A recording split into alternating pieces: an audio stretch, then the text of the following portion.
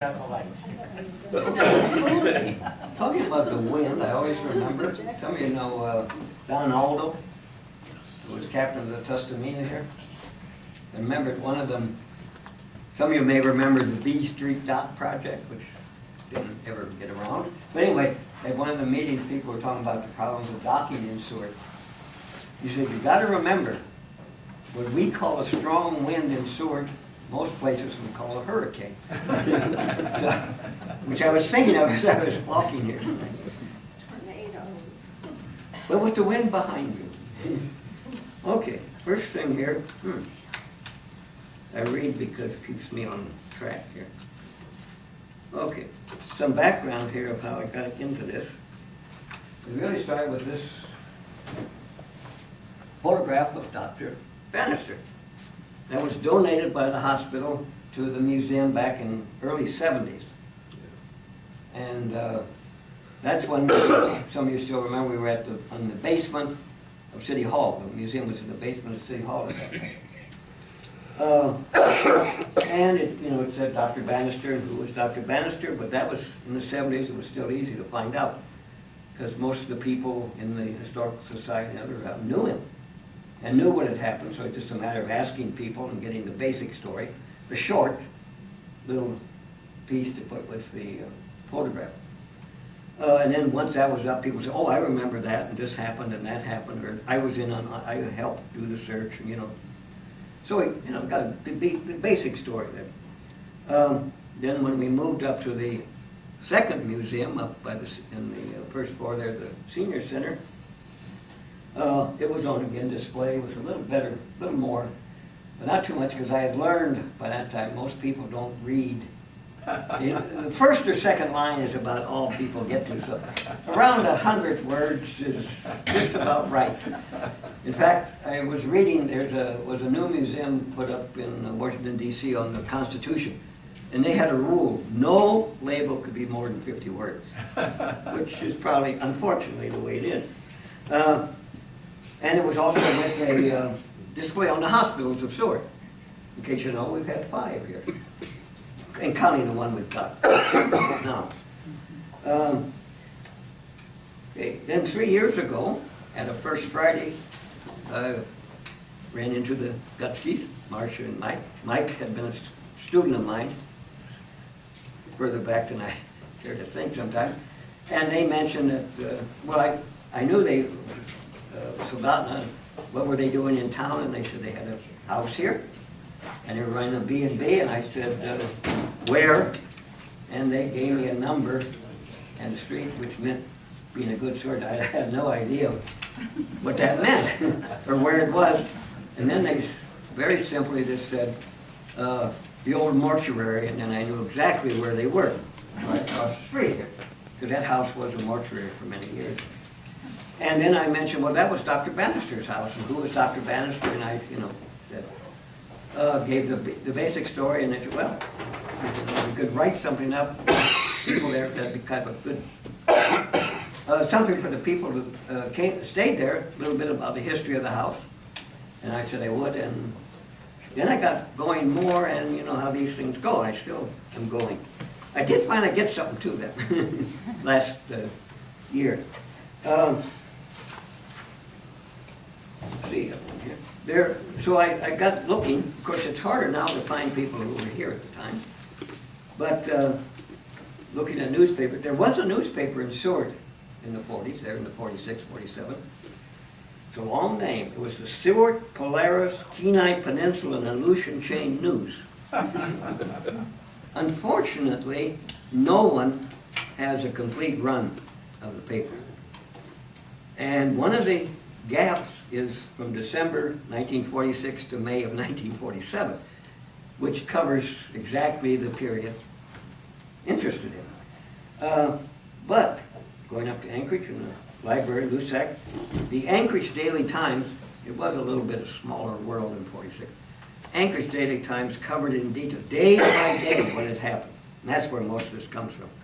Every day, what was happening. Also, given the new nowadays with the web, the Monroe, Louisiana newspapers, where Dr. Bannister came from, covered it. his family was fairly famous back there, well known, I shouldn't say famous, well known. His father had been a sheriff. One of his brothers was a representative of the Louisiana House of Representatives. Another brother was an FBI agent. So, you know, he was of importance there, and that was covered. The Winona, Minnesota newspapers, of course, covered for Mr. Roth. So with those, and really what got me there, I hadn't realized, no one had really gotten across to me the scope of the search and the many agencies and people involved. That's really got me going, and then of course you want more. And so I had what I thought was the final project here about a month ago. And then about 2 weeks ago, Colleen Kelly came to me and said they had just gotten an email from Sharon Ricciardo, who is a granddaughter of Dr. Bannister. And she had found out somewhere on the web that I was giving this talk and wanted to get in contact with me. And she has, and her mother, Linda, they have a lot of pictures and so on. Dr. Bannister was an avid photographer and wanted to know, if we could correspond and share information, which I said yes. And so that's in the process. And then last week, I got a call from Leroy Roth, who's the son of Harold Roth. He lives in Ketchikan. And one of the Bannisters had got a hold of him. He wanted a copy, and I sent him a copy of the original, which has been added to greatly because of what he sent me. And one of the things he sent me, which I had always been looking for, to be fair, here we got Dr. Bannister, this is Harold. And he said it was about the time when he was here. So that was Harold Roth, the other person. As I try to be fair here, but to be honest, when in the Anchorage paper and in the Louisiana paper, they were basically looking for Dr. Bannister. I have to admit that. And it was hard to find information. Now it's coming. Now I've got everything, almost everything from Leroy. He sent a great deal, and much of it is in what I'm going to say tonight. He really expanded things. And of course, when it all was together, it's all going, you've got to point the right way to the museum here. So this is still, what I'm going to say tonight is still sort of a work in progress. I haven't got everything yet from the Bannisters. So this is really the search for Dr. Ray Bannister and Harold Roth. On December 26, 1946, Dr. Ray Bannister took off from the Seward Airport en route to Homer. Accompanying him on the plane was Harold Roth, Seward School Superintendent. Neither man was ever seen again. Who were these men? Dr. Bannister was born in Columbia, Louisiana in 1906. He received his MA degree from Tulane University School of Medicine in 1934. He served his internship at the New Orleans Charity Hospital and for 18 months was assistant professor of surgery at Tulane University.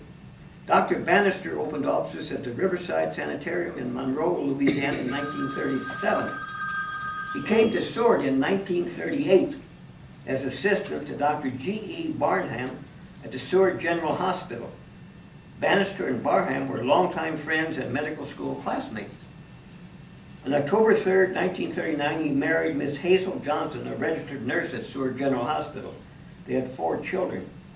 In 1944, he took flying lessons from Don McDonald and established offices at Homer and Kenai, which he visited weekly by plane, weather permitting. In 1946, he headed Seward General Hospital, at that time located on 2nd Avenue, just south of the Episcopal Church Rectory Hospital, which is gone now. It was originally built as a school. And then when the new school, which is also gone, was built on 2nd, then this was eventually converted into a hospital. And it was a real hospital. By that I mean babies were born there, operations were performed, unlike as our current hospital. It doesn't really happen that way anymore. Everybody goes to Anchorage. He was also temporarily in charge of the Seward Tuberculosis Sanitarium and served as Alaska Railroad Surgeon, Assistant Surgeon of the U.S. Public Health Service, part-time physician for the Alaska Native Service, and was a Seward City Health Officer. In addition, he was a member of the Seward School Board and on the board of directors of the United Mining and Development Company, which had mining claims in Moose Pass District. Actually, it was the old Gilpatrick mine on Summit Creek, north of Moose Pass. He was also active in the Seward Chamber of Commerce, the Ski Club, and other civic groups, and was an avid photographer. Harold Ruff was born July 26, 1913 at LaPorte, Wisconsin, and was a graduate of Winona State Teachers College. He took advanced work in education at the University of Minnesota. He taught at, and I'm not sure how to pronounce it, it's Altua, Minnesota? Altura. Altura, okay. Before taking the position of principal at the Henderson Public Schools in Henderson, Minnesota. He moved to Juneau in 1940 as head of the Social Studies Department at Juneau Public Schools. He asked his Minnesota sweetheart, Annabella Liebe, to join him in Juneau, and they were married on July 20th, 1940. In 1943, he resigned his position at Juneau to become superintendent of the Seward Public Schools. He was also the coach of the Seward High School basketball team. In 1946, he and his wife had 3 children, and she was pregnant with a 4th. The plane they were in, just a minute here, was a yellow Model 10A Stimson Voyager with a 90 horsepower Franklin engine. This is not his plane, but obviously it's white. But this is what I have to read it, a Model 10A Stimson Voyager looked like. Imagine it's yellow and you'll see what the plane looked like, basically. The plane had, full up, had enough gas for 7 hours of flight. Get that into place here. Okay. Dr. Bannister took off from the Seward Airport, which was where it is today, December 26 at about 9 a.m. for his weekly flight to Homer. In the plane were his medical equipment, a rifle, a 2-way radio, a pair of snowshoes, a sleeping bag, 2 boxes of K rations, and a small lunch and thermos of coffee prepared by his wife. Prior to taking off, the doctor stated he did not know if the weather would allow him to make the trip, and he told his wife, "I'm going up, and if I buzz the house, that means I'm coming back in and come to the airport and pick me up." At that time, the ceiling and visibility were variable, and it was snowing. Dwayne Levan, who know many of you, told me he was working on a dock that day, and he heard the plane take off, and he thought, this is a bad day to be flying, which was sort of prophetic. Shortly after taking off, the doctor flew over the house and revved the motor. Mrs. Bannister took this as a signal to go to the airport and pick him up. Many people in town saw his yellow plane fly over the town and make a wide turn over Resurrection Bay, and then head in the general direction of the airport. Some people thought they saw him turn wide of the airport. At the airport, his wife waited. It did not take long before the town heard the news that the doctor was missing. Shortly afterwards, the first planes took off looking for the missing men. Searchers landed at nearby lakes to the north, the direction the plane was headed when last seen, and questioned trappers who might have heard the plane. Gentry Schuster of Safeway Airway landed at Ski Lake to talk to Mr. and Mrs. Art Frisbee, whom the doctor was to visit, but he had not landed there. He also searched the area immediately north of Seward. An article in the Anchorage Daily Times issue of December 28, 1946, with the headline, "Dr. Bannister's Object of Wide Search," reported that planes from the Army's 10th Rescue Squadron stationed at Elmendorf Field had joined Seward pilots in searching for Dr. Bannister and Harold Roth. Remember, the U.S. Air Force was not created as a separate branch until 18th of September 1947. So during this search, the planes were Army Air Force planes.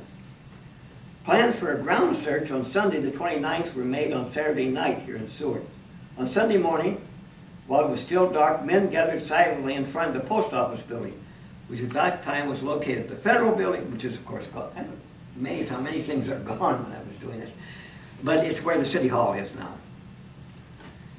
Trucks and private cars soon drove up. The men piled skis and snowshoes into vehicles which drove to the airport. Over 100 men had been collected and awaited orders. First, all of those with snowshoes fell out in one party. They put their snowshoes in the back of a truck and went to Bear Lake, north of town. From this point, they spread out and made their way back to the airport, some 7 miles of rough going. Another group combed the ground along Nash Road. 12 men skied from Resurrection River to Lost Lake. They were led by ski member Oscar Wascho. Another party started at the foot of the mountains to the east and pushed through the heavy brush to the 4th of July Creek. Late in the afternoon, the weary searchers gathered and reported they had found nothing. At the airport, a group of Seward women had spread a tarp over some branches under which a wash tub filled with water boiling over a fire, into which the women dropped a bag containing grounds and brewed coffee for the tired searchers. Despite the bad weather, planes took off to search throughout the day. Mrs. Bannister was on one of the planes helping look for her husband and Mr. Roth. During the night, cars patrolled the roads with the occupants staring out into the darkness, hoping to glimpse a light that might be a signal from the missing men. On July 2nd, Army and private planes took to the air to check a report from a trapper, Whitey Smith, that he had heard a plane flying at tree-top level on the 26th about 12:30 p.m. heading toward Upper Russian Lake. They searched the area without success. Gentry Schuster, a private pilot, flew to Homer with Mrs. Bannister and Dick Beisner as observers, but they also saw no sign of the missing plane. The ground searches continued. Army boats dragged the bag. Coast Guard cutters and private boats searched possible places along the coast of the area where the men might have taken refuge. The Seward Chamber of Commerce raised $700 on the evening of July 2nd at an informal meeting for a fund to pay for continuing the search. $300 was also received from the citizens of Homer. Clarence Road, aircraft supervisor for the Fish and Wildlife Service, said one of his planes, a 7-passenger Norseman, would join the search. Mr. Road reported that Mrs. Dominic Kelly, who lived at mile 22 with her husband, the employee of the railroad, sighted the plane about 10 o'clock on the morning it took off for Homer. He also said that in addition to snow, which was falling on December 26th, there was ice and fog, which would quickly ice up the light Bannister airplane. He added that Dr. Bannister could have taken 2 routes to Homer, one up Resurrection River and down Ski Lake, or up the river and down across Kenai Lake. A 5-hour search by the Fish and Wildlife plane on January 4th from Seward to Homer, including Ski Lake and Kenai Lakes, found no trace of the missing men. Anchorage pilots joined the search on January 5th. A number of Anchorage doctors contributed to a fund which enabled any local flyer to obtain gas and oil at Sea Air Motive at Lake Hood to take part in the search. The Anchorage Chamber of Commerce also agreed to accept donations which would be forwarded to the Seward Chamber. On a chance that the missing men flew further than previously believed, the Anchorage pilots covered areas which had not been readily accessible to Seward planes. The Anchorage pilots' search area extended from Turnagain Arm to Homer and Kachemak Bay, along the foothills of the Chugach Mountains at a level of 2,000 feet in the northeast direction. Planes were also sent higher up into the mountains until the entire area was covered. No trace of the missing people were found. On the 6th of January, the Seward Chamber of Commerce Search Fund had reached close to $3,000 used to purchase gas and oil for the private search plane. On January 7th, the Anchorage Daily Times reported that the search continued with 2 Army planes on detached duty stationed at the Seward Airport, along with Seward and Anchorage pilots. The searchers covered the area between Portage and Seward and the region around Kachemak Bay and Kenai, Ski Lake, and Tustamina Lakes. The Army reported that its planes had flown over 5,760 miles during the search. On January 9th, the Seward Chamber of Commerce offered a $500 reward for information leading to the definitive establishment of the whereabouts of Dr. Ray Bannister and Harold Roth. Over $4,500 donated by Seward and Homer residents had been expended in rescue efforts. The Chamber also thanked commercial airlines, especially Christensen Air Service, who had flown out of their way on regular flights to look for the missing men. On the 9th, 7 planes were in the air over the tunnel area, mile 51 on the Alaska Railroad. 3 railroad men claimed to have seen a light about 1 mile northeast of tunnel on the night of the 26th. One man claimed the light looked like it might have been caused by a flare. The other said it might have been from burning gasoline. But a thorough search of the area found no trace of the missing plane. 1 Army plane and 5 private craft were in the air that same day searching the Seward area. Also, on the 9th of January, Lieutenant Charles Weir of the 10th Rescue Squadron searched the district around Stetson Creek and Cooper Lake on a tip from Bill Kanak. The missing pair might have been flying in this area, although the weather was bad for taking photos that day, the day the plane disappeared. The doctor had expensive camera equipment aboard and had previously told Mr. Kanak he would take some pictures of his mining property at the hotel. Again, nothing was found. On January 17th, the Army dispatched 12 planes from the Elmore Field for a mass sweep over the entire Kenai Peninsula and adjacent areas. Piloting one of the planes was Brigadier General Joseph A. Atkinson, Commanding General of the Alaska Air Command. The Army reported that since December 27th, it had made a systematic and thorough search of every area in which a doctor's plane may have been forced down. Every lead was thoroughly investigated and run down. There was a diplomatically phrased motion made at the Seward City Council meeting of January 20th, 1947. Councilman Keating, seconded by Councilman Kirch, moved, quote, that Mr. Orlander be appointed to the school board in place of Dr. Bannister in his absence. All present voted aye. Local planes continued searching, but by February, it was generally accepted the missing men would not be found alive. One person who did not agree with this opinion was Dr. Bannister's mother, Aline. The February 23, 1947 issue of the Monroe, Louisiana Morning World reported, this is a quote here, Mrs. Bannister is sure her son was in full control of the plane when it landed. It may be only a mother's intuition, but it is an idea firmly planted in her mind. She relates that men have been lost for 3 months and have come out alive. The doctor had a gun, and persons lost often lived from food supply furnished by rabbits and other small game. The article continues, a confident mother in Monroe awaits reassuring word from distant Alaska that all is well with her son, and with the miles she asserts, I can only hope and pray that my boy is still safe and protected by divine providence. Dr. Bannister's father had died in an auto accident in 1940. But the May 7th, 1947 issue of the Monroe News Star carried an article stating that Dr. Bannister's mother, Aline, who had long maintained unswerving confidence that her son would be located, but now her faith was dim. I dreamed the other night, she said, that Ray was dead and he had gone to heaven.